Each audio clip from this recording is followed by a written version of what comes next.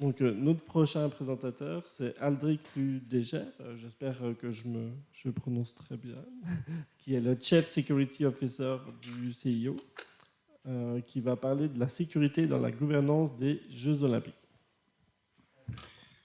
Bonjour, est-ce que vous m'entendez? Bonjour, oui, oui, on vous entend très bien. Ah ben c'est parfait. Alors, comme le ministre qui parlait avant, malheureusement, je ne peux pas vous voir, je ne peux pas voir la salle, je vous entends bien. Alors, je commence et s'il y a des problèmes techniques, vous allez me le dire. Alors, D'accord, bonjour très bien. à toutes et à tous. Et c'est un immense plaisir pour moi d'être ici aujourd'hui.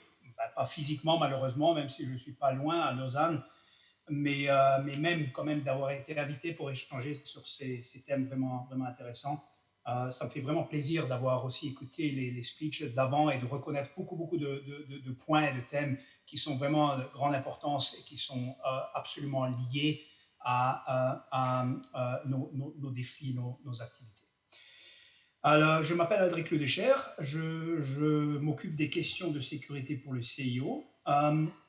Et ceci, aujourd'hui, n'est pas une présentation académique, ce que vous allez entendre, mais plutôt un exposé d'impulsion. L'objectif alors de la présentation aujourd'hui, ce n'est pas de vous expliquer les défis opérationnels ou bien la gestion spécifique des matières sécurité pour cette grande opération. Une tâche vraiment très intimidante, qui est la responsabilité seule du COJO et de l'État, mais peut-être d'expliquer un peu le positionnement du CIO dans les thèmes sécurité, d'expliquer notre responsabilité et de vous donner un peu une perspective sur comment nous, on essaie de gérer de notre position, avec nos responsabilités, le bon déroulement de cet événement. Alors, la prochaine slide que malheureusement vous ne voyez pas, mais c'est une phrase que je vais vous lire quand même, parce que je pense que c'est important de mettre un peu planter le décor par citer un paragraphe de nos évaluations de menaces en interne qui décrit bien, je pense, le paysage des risques dans lequel nous opérons. Alors, je lis, je cite, les jeux sont des cibles attrayantes pour les protestations politiques et la violence en raison de leur connotation politique marquée, bien qu'involontaire. Ce sont des États-nations qui participent aux Jeux. Les gouvernements hôtes les considèrent comme une opportunité stratégique, les Jeux. Ils appliquent des dépenses publiques à grande échelle, des interventions en matière d'urbanisme, et leur couverture médiatique mondiale en fait une scène internationale unique que les extrémistes violents, entre autres, cherchent à exploiter. Ben, ce que vous voyez là, c'est juste une image assez récente qui a été prise au Qatar, à Doha. Autour de la table, sur le côté droit, une petite délégation du CIO, une délégation bien sûr qatari et la plupart des délégations des talibans de l'Afghanistan, qui sont maintenant un gouvernement plus ou moins reconnu, avec lesquels nous, comme CIO, on a, comme avec beaucoup d'autres pays, un dialogue sur les valeurs olympiques, sur le sport et ce que le sport peut amener dans le développement d'une société saine. Lorsqu'on parle de géopolitique, il est essentiel de se rappeler que le rôle ultime du CIO est de rassembler le monde dans une compétition pacifique et de veiller à ce que les valeurs olympiques, alors amitié, excellence et respect, ainsi que la charte olympique soient garanties et protégées. Ça veut dire que nous nous engagerons auprès des gouvernements et des dirigeants du monde entier, comme là cet exemple, ou bien des autres exemples. Alors là, on voit l'Olympic Refugee Team, l'équipe alors de réfugiés olympiques qui est, bien sûr fait partie des athlètes de pays qui sont en conflit, en guerre, des réunions avec des chefs d'État plutôt controversiels, des chefs d'État qui sont en conflit avec d'autres pays, aussitôt que des chefs d'État et des meneurs de pays occidentaux et démocratiques.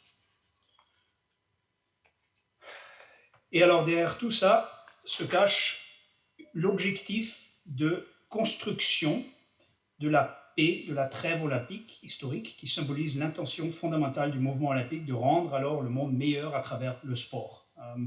C'est bien sûr impossible de séparer ce qu'on appelle en allemand, c'est la Realpolitik, et je pense que vous comprenez très bien ce que je veux dire à ça, de la géopolitique et des Jeux olympiques, même si l'intention très très claire et définie du CEO, c'est de dire que les Jeux doivent rester apolitiques. Mais pour atteindre un statut vraiment neutre et apolitique, il y a beaucoup de travail politique à faire. Là, l'exemple, je pense, assez joli de Pyeongchang, où, et on aura un petit case study sur ça, mais en 2017, vous vous rappelez les tensions extrêmement hautes entre la Corée du Sud et la Corée du Nord et les États-Unis, et c'est à Pyeongchang 2018 qu'il y a quand même eu une équipe jointe ice hockey avec participants de la Corée du Nord et la Corée du Sud. OK, ben, on est en plein en fait dans cette case study. Alors vous vous souvenez peut-être de l'année 2017, lorsque les tensions que je viens de mentionner, qui sont pas de nouveaux, c'est des tensions qui persistent depuis une cinquantaine d'années, mais bien sûr il y avait les Jeux d'hiver de Pyeongchang 2018 qui se profilaient à l'horizon. Et le CIO a dû prendre quelques décisions très stratégiques en matière de sécurité. Bien sûr, nous avions eu l'assurance des gouvernements respectifs que l'événement serait sûr, mais nous avons aussi eu à peu près environ 120 pays et les délégations de ces pays qui demandaient à voir ce qui était fait pour se préparer à l'éventualité très improbable, mais quand même crédible, par exemple, d'un test de missile du Corée du Nord pendant la cérémonie d'ouverture. Alors cela nécessitait un suivi approfondi de la situation, des analyses, ce qu'on appelle des triggers qu'on observait, alors des mouvements de troupes par exemple dans les pays pour comprendre s'il y avait vraiment une escalation de la situation géopolitique qui se profilait, mais aussi vraiment des plans opérationnels qui étaient mis en place par les Coréens du Sud. Et vous voyez dans la photo du milieu ici une solution absolument géniale qui a été proposée par les Coréens du Sud.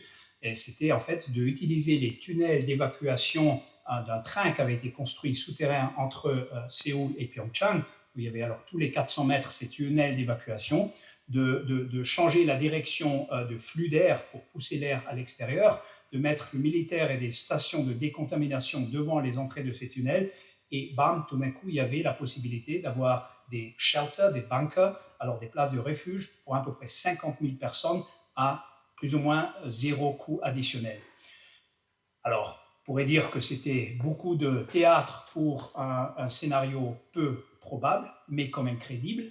On appelle ça dans la sécurité le security theater. Alors, une mesure qu'on voit beaucoup aussi dans les aéroports. Hein, on connaît ça quand on passe à travers les mesures de sécurité qui paraissent un peu exagérées, mais c'est une approche prouvée et effective pour donner de l'assurance et aussi pour continuer à créer de la confiance dans l'ensemble des mesures de sécurité du jeu, mais en même temps, bien sûr, adresser efficacement un risque important du point de vue de l'impact qui avait été identifié. Je continue avec une deuxième case study qui est peut-être un peu plus sombre, qui est très différente, et bien qu'elle implique également des intérêts nationaux, il s'agit d'une situation où, alors contrairement à l'étude de cas précédente, le mouvement olympique a été directement ciblé. Alors, je vais juste corriger ce que je viens de dire parce que les Jeux olympiques, comme Franz avant l'a mentionné, à Pyeongchang, ont aussi été directement visés par le logiciel, la malware Olympic Destroyer, qui a failli entraîner une interruption totale des Jeux. Mais cette attaque n'était pas liée à la situation géopolitique entre la Corée du Nord et les États-Unis. C'était plutôt lié à la situation et les tensions entre, dans ce cas, la Russie et les investigations d'antidopage contre des athlètes russes pendant les Jeux olympiques de Sochi. Alors certains d'entre vous se souviennent peut-être de la tentative d'assassinat de Sergei Skripal en 2018, qui était un dissident russe. Il avait été empoisonné à son domicile au Royaume-Uni par 2 agents du renseignement militaire russe, dont l'un est également titulaire d'un doctorat en guerre chimique. Vous les voyez alors sur le côté gauche, et tout ça, c'est des informations qui ont été largement publiées officiellement, alors ce n'est pas des secrets d'État. Et c'est grâce à une enquête très approfondie d'un groupe journaliste investigatif qu'on a pu en fait établir directement un lien entre ce groupe d'assassins, il n'y a pas d'autre terme, et le même groupe, et des fois même les mêmes personnes qui, en passant, passaient par des villes comme par exemple Lausanne, mais aussi d'autres villes, pour conduire des reconnaissances de la surveillance pour faciliter des attaques cyber en fait sur les réseaux pour gagner accès à de l'information sur l'AMA, alors l'Agence mondiale antidoping, le CIO et d'autres organisations. Dans la sécurité, c'est extrêmement intéressant. On parle alors de la convergence des risques, la convergence entre les risques cyber et les risques physiques. ce que nous pouvons alors conclure de ce dernier exemple, c'est que des groupes sérieux ayant des intentions déclarées et capacités prouvées ont ciblé et ciblent encore maintenant le mouvement olympique et bien sûr les Jeux olympiques. Et parce que ces groupes sont sérieux, les préparations pour les opérations contre les Jeux ne commencent pas maintenant, disons pour les Jeux de Paris, mais ont déjà commencé le jour où les Jeux ont été attribués à une ville hôte. C'est beaucoup d'années de préparation. Dans le cyber, Franz peut expliquer ça, on parle de Advanced Persistent Threat, une menace qui est alors persistante, qui s'infiltre dans le système, qui se prépositionne et positionne pour pouvoir déclencher, s'il le faut, une attaque physique ou virtuelle, bien sûr. Alors, comment voyons-nous la sécurité des Jeux olympiques?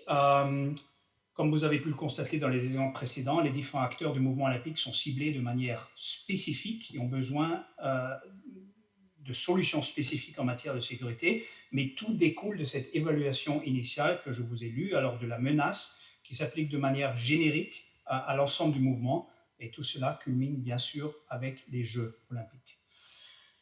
Il est essentiel de définir le rôle maintenant du CIO en ce qui concerne la sécurité des Jeux olympiques. Et ça peut être assez complexe, comme on l'a entendu. Alors, il y a l'État, les forces régaliennes, il y a le COJO avec la sécurité privée, il y a l'ANSSI, il y a la cybersécurité du COJO, et il y a toutes ces mêmes fonctions, bien sûr, aussi au niveau du CIO. Mais en fait, c'est très simple. Ce que vous voyez ici, c'est un extrait du ce qu'on appelle le contrat de ville hôte, le Host City Contract entre le CIO et, dans ce cas, Paris et la France, qui a à peu près environ 45 pages, dont encore 500 pages d'annexes opérationnelles. Et la thématique de la sécurité est alors abordée en 3 paragraphes que vous voyez ici. Et en essentiel, ça dit que c'est le pays et les autorités qui ont la responsabilité totale et sont les garants de la sécurité, que le pays va travailler avec le COJO en coordination pour assurer que toutes les mesures nécessaires soient prises pour assurer la sécurité et sûreté des Jeux, et qu'il y a des rapports réguliers qui se font au CIO sur la thématique de la sécurité, et que le CIO se réserve le droit de faire des recommandations qui vont être prises en considération par les responsables de sécurité du pays. Alors, simple. Et je pense que c'est cette simplicité qui est vraiment à la plus haute importance pour le bon fonctionnement des Jeux. Vous le voyez dans la structure et l'organisation des Jeux, il n'y a plus seulement l'État et les forces régaliennes et étatiques qui ont une responsabilité, mais il y a beaucoup de ces responsabilités qui sont prises maintenant aussi par le privé. Le COJO, le nombre d'agents sécurité privés pour Paris 2024, ce n'est aussi pas un secret, en ce moment le besoin est à peu près à 22 000 agents, c'est une force opérationnelle importante qui contribue vraiment à la sécurité de l'événement. Ça veut dire que beaucoup de responsabilités sécurité, qui étaient jusque dans les années 80-90 la responsabilité de l'État, sont maintenant des responsabilités partagées avec le privé. Et bien sûr, comme CIO, nous ne sommes pas des experts dans la sécurité du pays dans lequel les Jeux ont lieu. On n'est pas des experts du contre-terrorisme, de la lutte contre le terrorisme, des experts de opérations police sur une grande échelle. On est des experts dans l'événement des Jeux olympiques spécifiquement, dans la façon opérationnelle de fonctionnement de cet événement. Et c'est sur cette base que notre rôle, c'est de partager des informations, des expériences de jeux précédents, ce qu'on appelle des success strategies. Qu'est-ce qui a bien fonctionné, qu'est-ce qui n'a pas bien fonctionné avec les autorités, avec le COJO d'un pays hôte. Et bien sûr, en tant que gardien du mouvement olympique, c'est comment le CIO se voit, la responsabilité, c'est aussi à veiller que les mesures de sécurité soient conformes aux principes de l'olympisme, respectent les droits de l'homme, et cela implique de promouvoir un équilibre, bien sûr, entre une sécurité efficace et la préservation des libertés, des droits et de la dignité individuelle, ce qui est toujours, bien sûr, un conflit. Et je pense que ça a été évoqué avant, la loi olympique, l'intelligence artificielle et la capacité analytique des logiciels qui sont derrière certaines caméras, ça pose toujours, bien sûr, des questions. Et je pense que c'est très, très sain et utile d'avoir un débat sur ce thème pour vraiment gérer aussi les risques liés à l'éthique des opérations de sécurité. Sur la prochaine slide, vous verrez alors quelques statistiques que je pense vous sont déjà connues. Je vous laisse absorber ça vous-même sans aller à travers les détails. C'était justement pour mettre à visualiser l'évolution où on en est avec la sécurité, qui maintenant est une des opérations sécurité en temps de paix plus grande au monde. Je pense la plus grande au monde. Ce n'est pas quelque chose qu'on demande, ce n'est pas quelque chose qu'on désire, mais c'est la complexité de l'environnement, la complexité de l'événement aussi, qui nécessite bien sûr des mesures de sécurité qui malheureusement ont l'air d'augmenter de jeu en jeu. Alors, j'aimerais maintenant juste vous inviter à vous joindre à moi pour un petit voyage dans le temps. Je pense, en préparant cette présentation, je pensais qu'il serait amusant de jeter un coup d'œil dans nos archives et de voir quelles sont les premières photos sur les mesures de sécurité que nous pouvons trouver dans l'histoire alors des Jeux olympiques modernes. Et en faisant ça, il y a quelque chose de très étrange qui m'est apparu, et je passerai rapidement sur ces images sans trop de commentaires, mais je vous demande de voir par vous-même si vous trouvez quelque chose d'étonnant dans cette série qui vous interroge. Je vois qu'il y a un petit délai avec quand vous voyez les images. Alors, je vais juste un peu m'attarder sur certaines images. Alors, ça, c'était 1906 en Athènes. On voit clairement, je pense, il n'y avait pas de concept de sécurité privée, n'existait pas. C'était tout contrôlé, bien sûr, par les forces étatiques police. Saint-Moritz, 1918. Déjà des aspects sécurité, bien sûr, aussi visibles. Maintenant, on appelle ça une pedestrian screening area. Je ne sais pas quel était le terme technique en 1928, mais l'effet était pareil. Et c'est aussi intéressant de voir que dans certaines images, renforcent vraiment des clichés existants. Et ici, par exemple, vous voyez les carabinieri italiens à l'allure élégante dans leurs uniformes de Hugo Boss à Rome en 1960. Montréal, 76, on dit en Suisse, pardonnez-moi, c'est plus simple pour moi comme ça.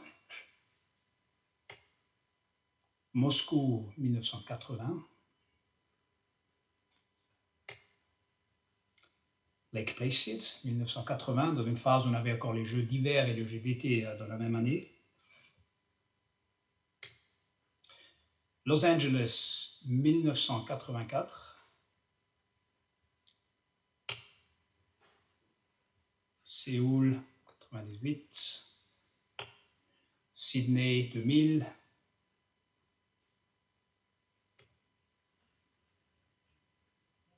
Londres, 2012.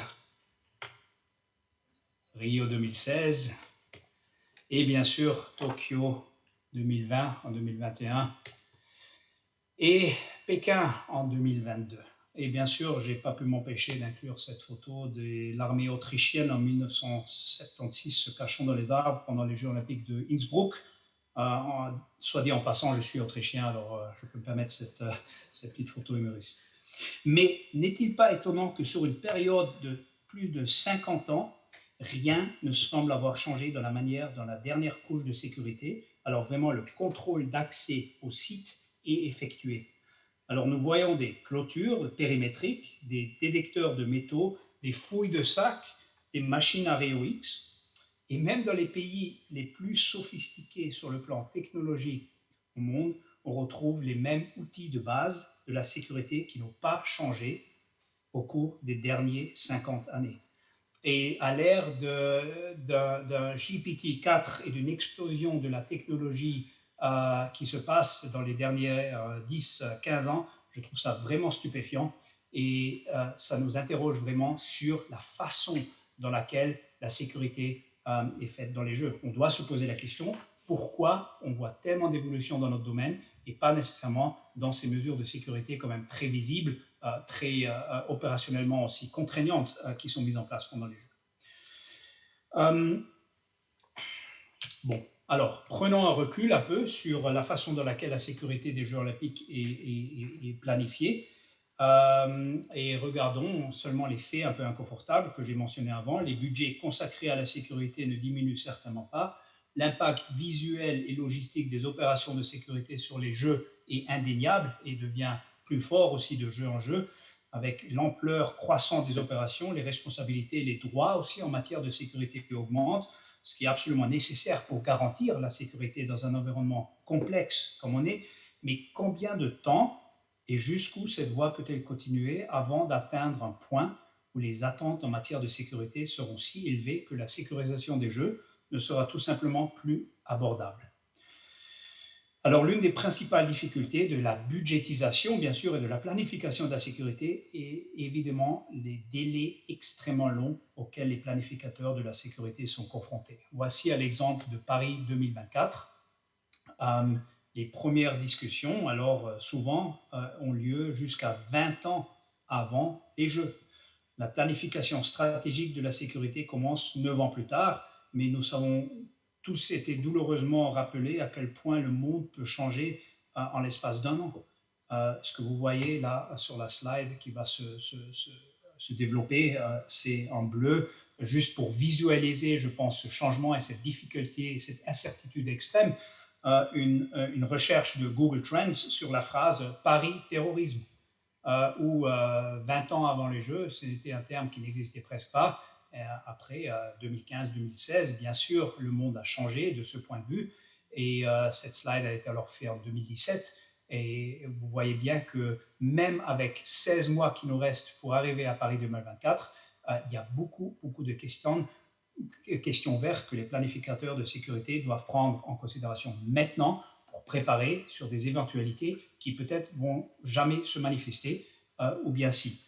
Et ça veut bien sûr dire que sur le point de vue de budget, sur le point de vue de efficacité de la planification, la sécurité doit planifier sur des réserves, sur des scénarios qui peut-être ne se réaliseront pas, mais c'est le job et la responsabilité ici de planifier sur ça.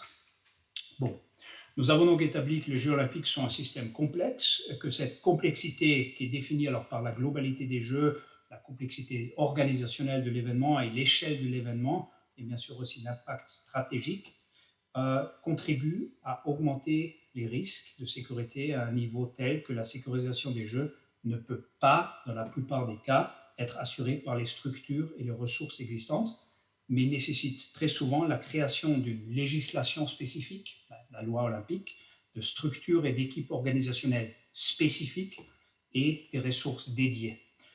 Et dans les prochains slides, j'aimerais expliquer brièvement comment, en tant que CEO, nous essayons de naviguer dans cette complexité en adhérant à la simplicité, bien sûr, et en revenant à ce qu'on appelle des first principles, les principes de base, et ce que nous utilisons, nous, comme notre étoile directrice lorsque nous travaillons avec les différentes villes hôtes et les comités d'organisation. Voilà, là, juste une visualisation de la complexité et la beauté, bien sûr, ce que sera Paris 2024 dans un contexte extrêmement spécial, ouvert avec un concept d'événement et révolutionnaire et différent, mais bien sûr aussi très challenging pour tous les éléments sécurité. Bon, le premier principe qu'on suit, et il y en a 3, juste pour vous donner une idée, il n'y en aura pas 10, mais le premier principe qu'on suit, c'est vraiment le principe de proportionnalité. Ça signifie rien d'autre que d'assurer que les mesures déployées pour sécuriser les jeux sont adaptées au niveau des risques des jeux. Je m'excuse si c'est un peu technique, mais pour rester simple, le risque est une fonction alors de la probabilité d'un certain événement et de l'impact de ce scénario.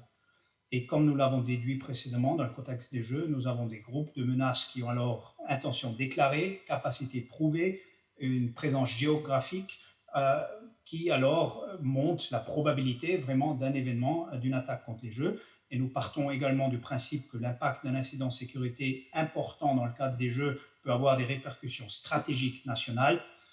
Ça veut dire qu'automatiquement, les Jeux sont un événement à haut risque. Et nous suivons alors cette même logique d'évaluer si les mesures sont proportionnées au niveau de risque qui est défini par l'État. Dans ce cas, en France, c'est le Centre de renseignement olympique qui est responsable de mettre ça en place. Si cette logique est suivie jusqu'aux mesures les plus tactiques et opérationnelles. Le deuxième principe, et ça c'est un principe qui a été déjà abordé quelques fois par mes prédécesseurs, comme j'ai pu l'entendre, est le principe de je m'excuse pour le terme, jointness. C'est un terme issu de la doctrine militaire pour laquelle il n'y a pas vraiment une bonne traduction en française, mais peut-être on peut dire l'intégrité, le commandement unifié euh, qui est nécessaire entre toutes les fonctions de l'État et du COJO dans le cadre d'un objectif commun, ce que sont les jeux sûrs et sécurisés. Ce que vous voyez ici sur cette slide, c'est l'éventail des menaces, commençant en haut avec les menaces très fort impact, qui sont traitées clairement par les forces de sécurité de l'État, jusqu'aux menaces mineures, qui relèvent davantage de la compétence du COJO, mais la définition ou bien la ségrégation entre ces menaces n'est pas 100% claire, bien sûr. Et tous ces domaines sont bien sûr susceptibles d'avoir un impact les uns sur les autres. Alors, de nouveau, une genre de convergence ici de responsabilités et de menaces. Par exemple, une alerte de bombe doit être traitée par les forces de sécurité de l'État, clairement, mais elle a un impact critique sur les opérations des jeux, et ce n'est que grâce à une coopération très étroite entre le COJO, la ville et l'État, et bien sûr le CIO, qu'une telle situation peut être gérée de manière efficace et professionnelle. Et je pense, comme Franz Regul l'a dit avant moi, il y a une durée très très limitée de ces jeux, qui est quand même longue pour la sécuriser, mais il n'y a pas de réserve, pas de grande réserve pour des délais de compétition. Et c'est très important car le monde entier regarde. Et comme vous pouvez l'imaginer, les organigrammes d'une telle structure conjointe peuvent être très complexes, mais on peut les résumer, je pense, sur ce graphisme assez simple. Ce que nous, on recherche alors dans le contexte d'organisation à avoir dans l'organisation de la sécurité, c'est ce qu'on appelle une Olympic Security Task Force, une entité qui est créée, qui alors combine tous les éléments sécurité du côté de l'État, la police, bien sûr, et dans le cas de Paris 2024, et je suis sûr qu'il y aura beaucoup plus d'explications sur ça, c'est sous le ministère de l'Intérieur et la préfecture de police de Paris, mais il y a bien sûr les armées, il y a les pompiers, il y a les Border Control et Coast Guard, et les aspects maritimes, et de l'autre côté, la même chose du côté du COJO, où bien sûr la sécurité est une fonction du COJO, mais doit s'intégrer complètement avec les fonctions clés, technologie, transport, accréditation, logistique, opération et plein d'autres, pour vraiment former cette équipe dédiée qui se concentre sur la planification jointe de la sécurité des Jeux olympiques. Voici une visualisation seulement de ce qu'on appelle le Main Operation Center, où toutes ces fonctions pendant les Jeux olympiques viennent ensemble pour gérer l'opérationnel des Jeux. Je passe rapidement à travers d'autres aspects qui, je pense, symbolisent un peu cette nécessité de travailler ensemble dans le service des renseignements et de l'échange des renseignements, la sécurité des personnes diplomatiques et des dignitaires, la protection des athlètes, bien sûr, qui est aussi une responsabilité nationale souvent. On l'a évoqué, les menaces de bombes et les menaces de CBRN, et sans oublier aussi les besoins de sécurité des sponsors domestiques et internationaux qui mènent quand même une des opérations logistiques les plus grandes au monde pendant les Jeux et qui sont aussi très exposés avec leur staff international, leurs opérations, et leurs assets, excusez le mot anglais, qu'ils amènent dans le pays pour les Jeux. Je passe rapidement à travers ça. Et je viens au troisième principe, ce qui est peut-être le principe le plus important. Dans ce cas, on appelle l'acceptance ou bien la balance vraiment des mesures de sécurité. Nous suivons là une approche très simple que je résume par les 4 C de la sécurité des Jeux olympiques. C'est en fait, les mesures sont-elles proportionnées, alors en anglais commensurate, il y a un C, pas dans le mot français, sont-elles proportionnées aux menaces? Les mesures sont-elles conformes aux Jeux précédents? C'est-à-dire que est-ce que les participants des Jeux et la population dans la ville dans laquelle les Jeux ont lieu peuvent s'attendre à quelque chose qu'ils connaissent plus ou moins dans le principe? Est-ce qu'il y aura des grands inattendus? Et bien sûr, est-ce que les mesures de sécurité sont adaptées aux coutumes, au contexte local et à la culture de la sécurité? Un point vraiment essentiel, et comme vous pouvez l'imaginer, la sécurité en Chine est extrêmement différente que la sécurité en France, en Italie, en Los Angeles en 2028 ou bien à Brisbane en 2032, pour des raisons pas seulement de risque et de menaces, mais de culture, de sécurité, de façon de faire. Et le quatrième C, bien sûr, si vous avez été attentif, c'est on s'assure que ces mesures de sécurité, dans sa totalité, sont communiquées aux unités, aux personnes, aux organisations qui doivent le savoir, d'une façon aussi qui peuvent le comprendre et planifier leurs propres opérations et leur propre sécurité, bien sûr, dans le cadre de la sécurité des Jeux olympiques.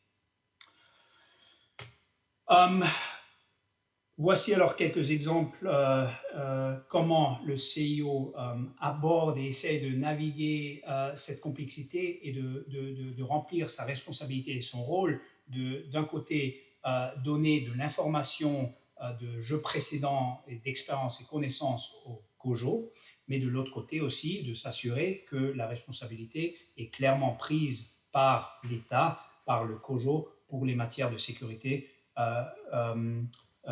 nationale et sécurité des Jeux olympiques. Ça m'amène alors à ma dernière slide. Nous pourrions probablement consacrer plusieurs conférences juste sur ce sujet. Quels sont les défis alors du futur?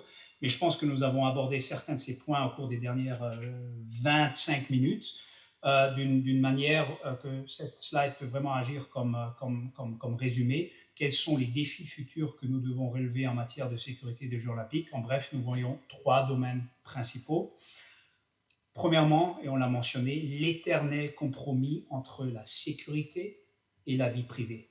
Plus l'opération est importante, plus les risques le sont aussi en ce qui concerne l'éthique de cette opération sécurité. À fur et à mesure que les technologies évoluent, l'intégration de ces technologies dans la sécurité progresse naturellement. À mesure que le secteur privé devient un acteur plus important dans les opérations de sécurité, la gestion de l'équilibre des pouvoirs, des règles d'engagement, des risques pour les droits de l'homme par un acteur privé, alors la sécurité privée qui est beaucoup moins réglementée que les acteurs de la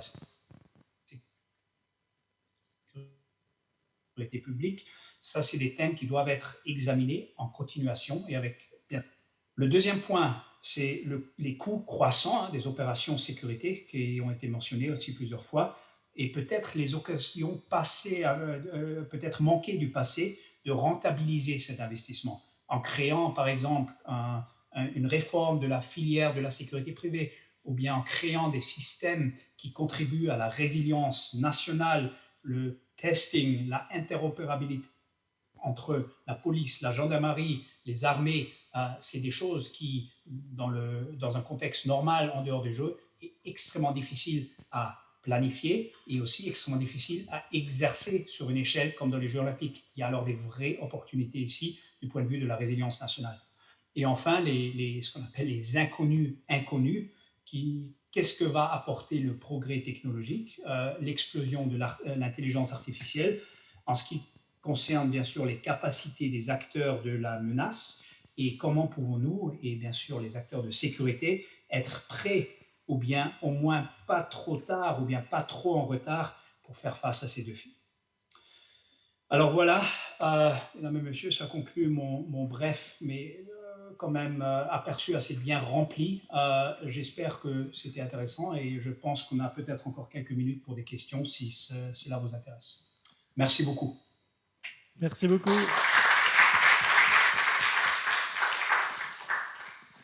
Très bien, merci beaucoup. La présentation était vraiment très intéressante, surtout d'un point de vue de la gouvernance et de la gestion des risques. Donc, je vous en remercie. Est-ce qu'il y a des questions dans la salle? On a une question. Merci pour votre présentation. Je me posais la question de cette articulation dans la gestion de la sécurité entre le CIO et le pays ou la ville organisatrice. Ça ne doit pas être une étape forcément simple, ou est-ce que vous avez des méthodes particulières? Parce que j'imagine que ça tiraille peut-être un petit peu de tous les côtés, entre sécurité que le CIO voudrait et puis un peu de choses plus laxes que voudrait le pays organisateur, ou l'inverse d'ailleurs.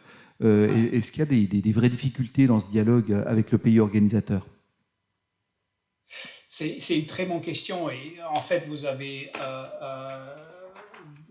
bien en une question, une phrase décrit mon travail et la difficulté principale c'est de trouver une approche commune bien sûr qui fonctionne pour tout le monde, pour l'État et le pays hôte qui est responsable, pour le CIO qui veut bien sûr un événement qui fonctionne, et comme on le voit, je pense sur cette slide, je ne l'ai pas dit, mais c'est clair, les Jeux olympiques doivent être un événement de sport qui est soutenu par un cadre sécuritaire, mais pas un événement de sécurité avec du sport.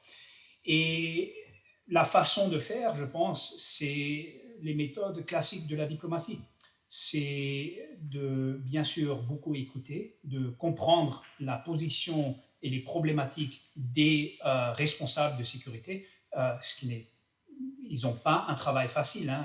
Le travail d'un préfet de police de Paris, d'un préfet responsable pour aussi la coordination de toutes les matières de sécurité sur le côté de l'État et du ministre de l'Intérieur, c'est un des plus grands défis qu'on peut avoir dans sa carrière.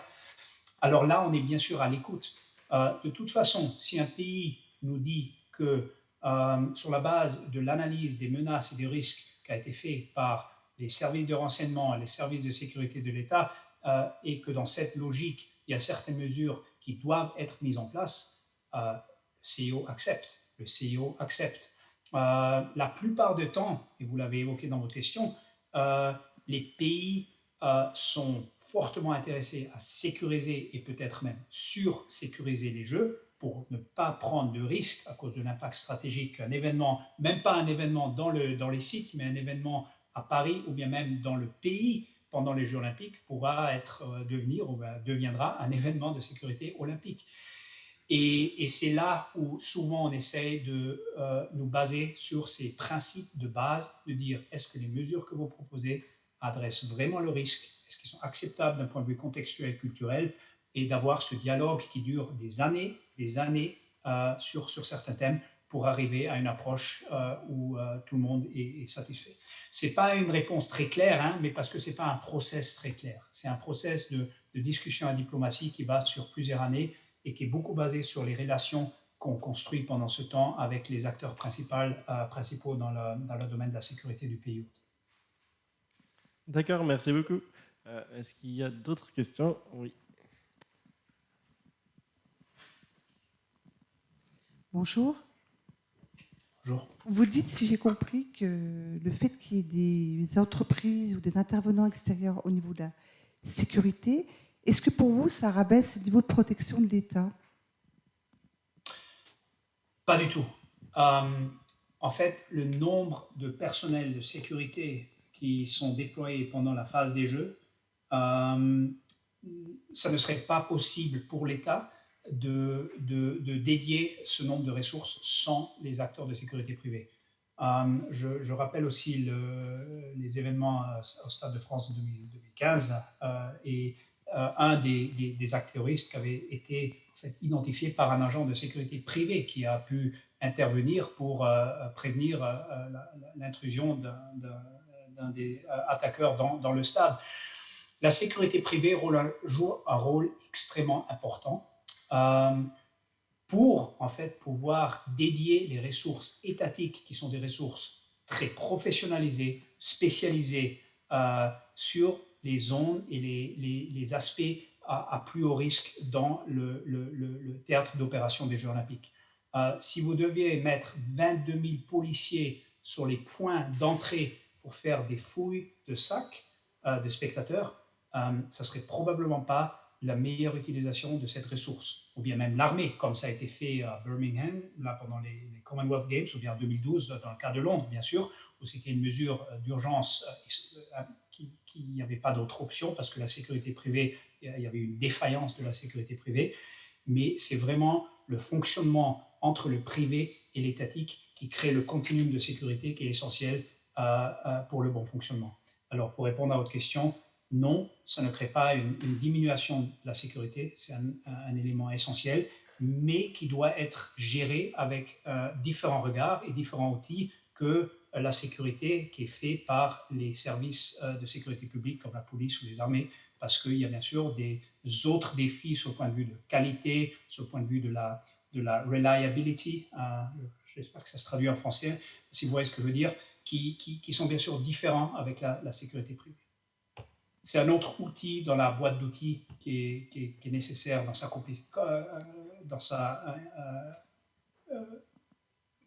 in its completeness, pardonnez de nouveau, mais vous voyez ce que je veux dire. Ok, très bien. Merci. J'ai une autre question dans la salle.